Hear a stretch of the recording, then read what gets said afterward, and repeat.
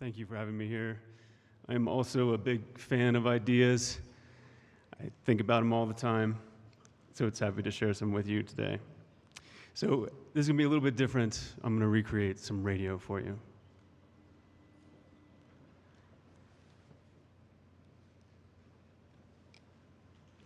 I need sound on this, if it's going to work.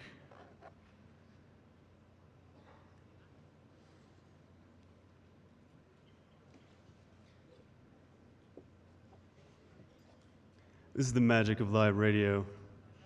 Sometimes it doesn't work. It's all the way up. Yep.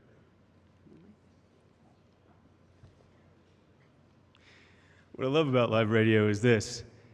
I know you all want it to go well, but part of your mind is like, if something terrible happens, it's actually pretty interesting.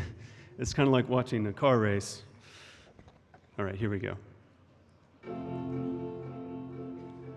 I tell radio stories about design, and I report on all kinds of stories, buildings and toothbrushes and mascots and wayfinding and fonts.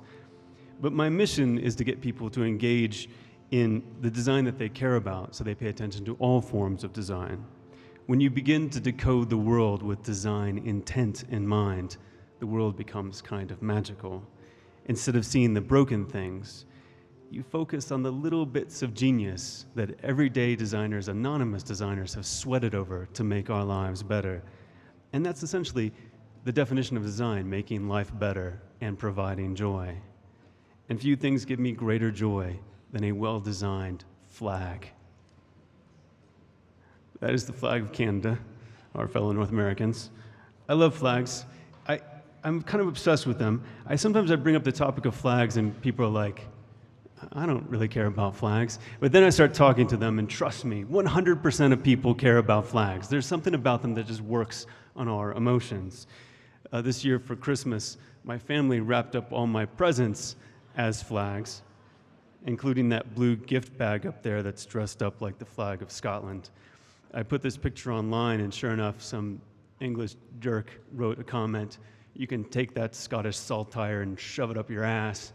So you see what I mean? People are passionate about flags. They can't help it. One of the things I love about flags is that once you understand the design of flags, what makes a good flag, what makes a bad flag, you can understand the design of almost anything. So I'm going to crack open an episode of my radio show, 99% Invisible, for you and sort of reconstruct it on stage. This episode happens to be about flags. So when I press a button over here, S for sound. It's going to make a sound. And so whenever you hear a sound or a piece of music or a voice, it's because I pressed a button. All right, there we go. In 3, 2, this is 99% Invisible. I'm Roman Mars.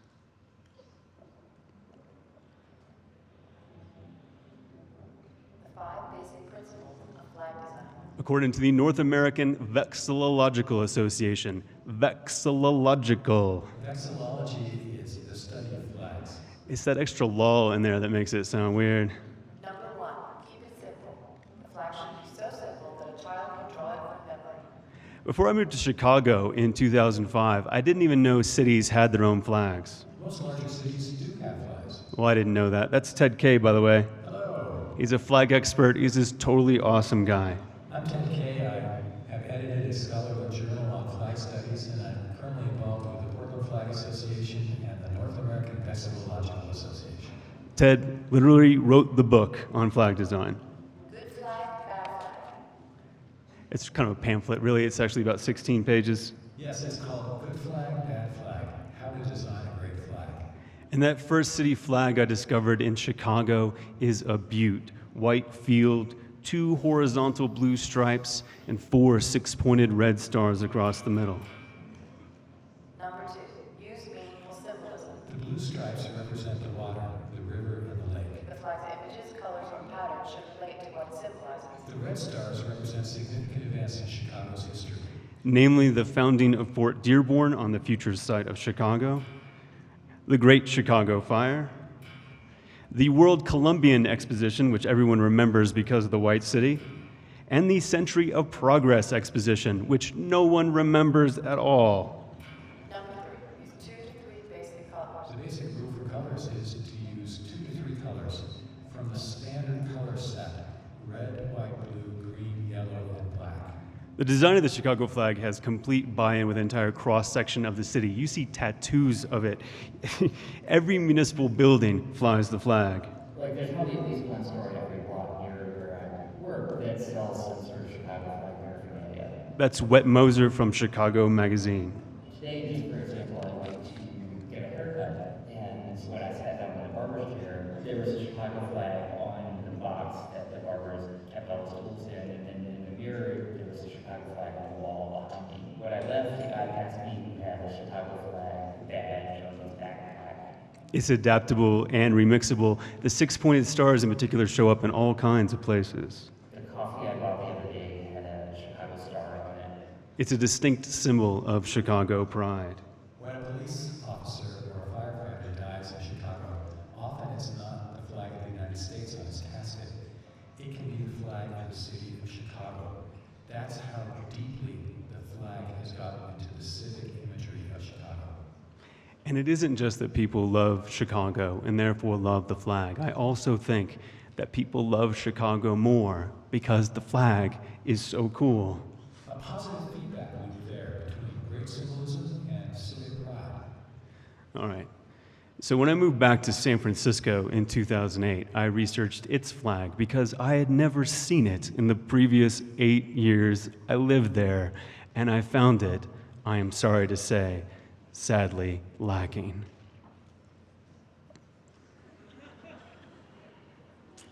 Well, let me start from the top. Number 1, keep it simple. Keeping it simple. The flag should be so simple that a child can draw it from memory. It's a relatively complex flag. The main component of the San Francisco flag is a phoenix representing the city rising from the ashes after the devastating fires of the 1850s. A powerful symbol for San Francisco.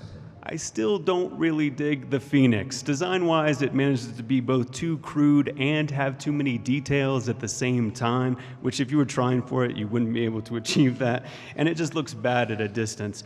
But having deep meaning at least puts that element in the plus column. Behind the phoenix, the background is mostly white, but it also has this substantial gold border around it. Which is a very attractive design element. I think it's okay. But here come the big no-nos of flag design. Number 4, no lettering or seals. Never use writing of any kind. Underneath the phoenix, there's a motto on a ribbon that translates to gold in peace, iron in war. Plus, and this is the big problem, it says San Francisco across the bottom. If you need to write the name of what you're representing on your flag, your symbolism has failed. The United States flag doesn't say USA across the front. In fact, flags of countries tend to behave, so hats off to South Africa and Turkey and Israel and Japan and Gambia and Somalia. There's a bunch of other country flags. They tend to be really great. They obey good design principles because the stakes are high. They're on the international stage, but city, state, and regional flags are another story. There is a scourge of bad flags, and they must be stopped. The first step is to recognize that we have a problem. A lot of people tend to think that good design is just a matter of taste. And to be fair, sometimes it is, but sometimes it isn't. Here's the full list of NAVA flag design principles. The 5 basic principles of flag design. Number 1, Keep it simple. keep it simple. Number 2, Use meaningful symbolism. number 3, Use 2 to 3 basic colors. number 4, No lettering or seals, never use writing of any kind. because you can't read that at a distance Number 5, and be distinctive. All the best flags tend to stick to these principles. And like I said before, almost all country flags do a pretty good job. But here's the thing. If I showed this list of principles to any designer of almost anything, they would likely say that those principles, simplicity, deep meaning, a few colors, uniqueness, don't have writing you can't read, these are all principles that apply to all design. But sadly, good design principles are rarely invoked in U.S. city flags. Our biggest problem seems to be that 4th rule. We just can't stop ourselves from putting names and generic-looking municipal seals with tiny words on them on our flags. Municipal seals are meant to be used on pieces of paper where you can read them, not on flags 100 feet away flapping in the breeze. So here's a bunch of city flags. Vexillologists call these SOBs, seal on a bed sheet. And if you can't tell what any of those cities are, that's exactly the problem. You have no idea. Anaheim seems to have figured something out, but everyone else, you really can't tell what those flags are all about. But the equivalent, the European equivalent of a city seal is a city coat of arms. And this is where we can take a lesson how to do things right. So this is the coat of arms for the city of Amsterdam. Now, if Amsterdam were in the United States, and sometimes I really wish it was, the flag would probably look like this. Yeah. Because we're idiots. But instead, the flag of Amsterdam looks like this. Rather than plopping the whole coat of arms on a solid background and writing Amsterdam on it, the design just takes the key elements of the escutcheon and turns it into the most badass city flag in the world. And because of that, the flags and crosses are used everywhere in Amsterdam, just like Chicago. Even though a seal on a bedsheet flag are particularly painful and boring to me, nothing can quite prepare you for one of the biggest train wrecks in vexillological history, the flag of Milwaukee, Wisconsin. I mean, it's distinctive. I will give them that one. It was adopted in 1955. The city ran a contest and gathered a bunch of submissions with all kinds of designs. And an alderman by the name of Fred Stephan cobbled together parts of the submissions to make what is now the Milwaukee flag. It's a kitchen sink flag. It's got a gigantic gear representing industry. It's got a ship recognizing the port, a giant stalk of wheat to pay homage to the brewing industry. It is a hot mess. And Steve Kotis, a graphic designer from Milwaukee, wants to change it. It is, it's really awful. It's a misstep on the city's behalf, to say the least.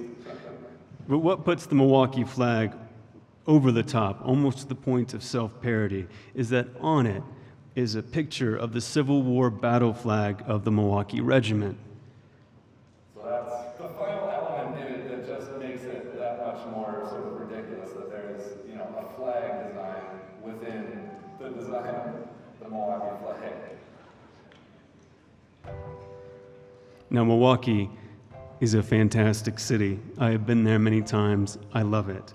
The most depressing part of this flag, though, is that there have been two major redesign contests for the Milwaukee flag. The last one was held in 2001. 105 entries were received. But in the end, the members of the Milwaukee Flags Board decided that none of the new entries were worthy of flag of the city. They couldn't agree to change that thing. That's discouraging enough to make you think that good design and democracy simply do not go together. But Steve Kotis is going to try one more time to change the Milwaukee flag. I believe Milwaukee's a great city. Every great city deserves a great flag. Steve isn't ready to reveal his flag yet. He's still in the process of gathering support. But here's a trick. If you want to design a good flag, a kick-ass flag like Chicago's or DC's, I think Washington, D.C. has a great flag, start by drawing a 1 by 1.5 inch rectangle on a piece of paper. Your design has to work within that tiny rectangle. Here's why. A 3 by 5 foot flag on a pole 100 feet away looks about the same size as a 1 by 1.5 inch rectangle seen about 15 inches from your eye. You'd be surprised at how compelling and simple the design can be when you hold yourself to that limitation. Meanwhile, back in San Francisco, is there anything we can do? I like to say that in every bad flag, there's a good flag trying to get out. The way to make San Francisco's flag a good flag is to take the motto off, because you can't read that at a distance. Take the name off, and the border might even be made thicker, so it's more a part of the flag. And I would simply take the phoenix and make it a great big element in the middle of the flag. But the current Phoenix has got to go. I would simplify or stylize the phoenix.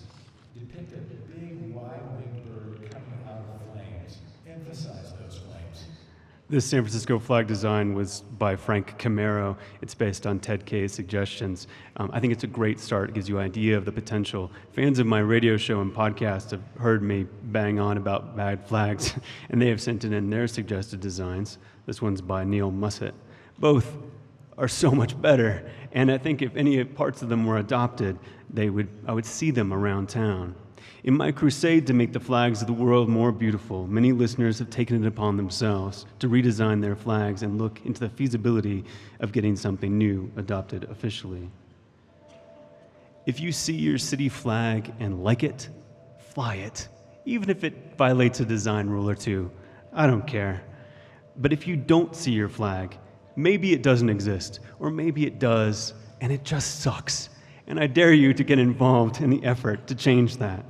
As we move more and more into cities, the city flag will not only be a symbol of the city as a place, but also a symbol of how the city considers design itself, especially today as the populace becomes more design aware. And I think design awareness is at an all-time high.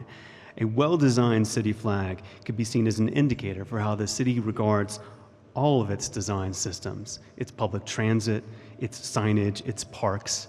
It might seem frivolous, but to me, it is not.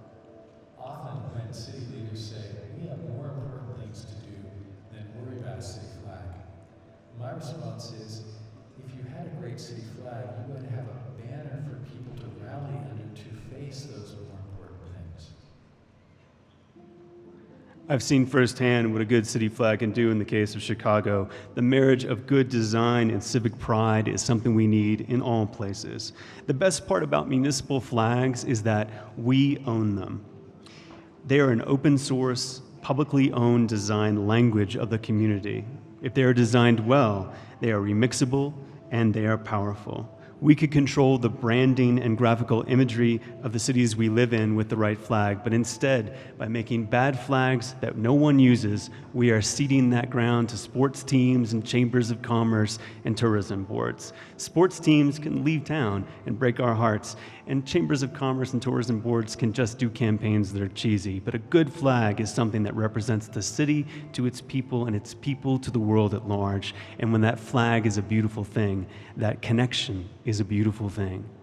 So maybe we can make all the city flags as inspiring as Hong Kong's or Portland's or Trondheim's, and we get rid of the bad flags like San Francisco and Milwaukee and Cedar Rapids. And maybe when we're all done, we can finally do something about Pocatello, Idaho, considered by the North American Vexillological Association as the worst city flag in North America.